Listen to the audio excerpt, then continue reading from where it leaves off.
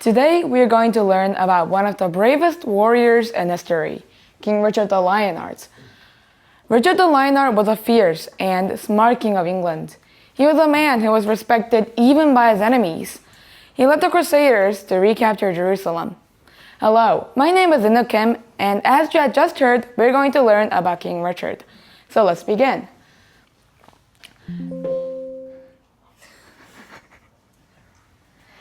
King Richard was born in the year 1157. He was the third son of King Henry II. So, how did he become king? The answer is simple. He joined the rebellion against his father. And after his father's death, he became king.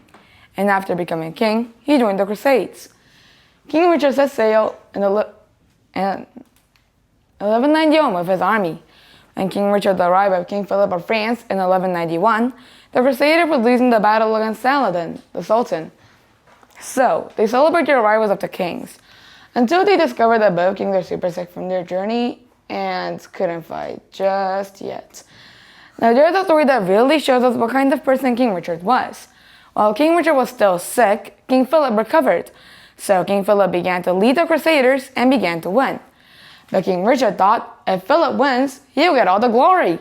So King Richard ordered his men to carry him out on a stretcher and began to shoot bolts from a crossbow while he was still looking half dead, just to gain some attention for himself.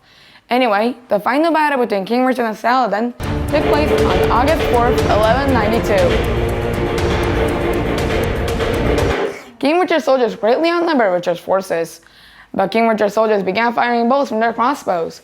Saladin's soldiers were not prepared for the bolts flying straight towards them, so they had two choices, to run or die. As the battle continued, both sides became tired. King Richard's soldiers were tired from shooting bolts, and Saladin's soldiers were tired from, the constant dying. Eventually, Saladin's soldiers began to retreat. After they fled, Saladin gathered his troops and attacked the Crusader-controlled city. But King Richard moved to that city and once again saved the day. This is one reason why the brilliant military leader Saladin respected King Richard. But then something terrible happened. When King Richard went back into his camp, he caught a deadly fever. When Saladin heard the news, he became concerned and said, "It's not fair. A man who proven himself so invincible in battle should not be defeated by illness." In some version of the story, Saladin sent ice and fruit to help lower King Richard's fever. After Richard got better, he came to see Saladin as a wise and honorable sultan. And Saladin came to see Richard as a brave and noble warrior. You see, true enemies can sometimes respect each other more than fake friends do. Thank you for listening.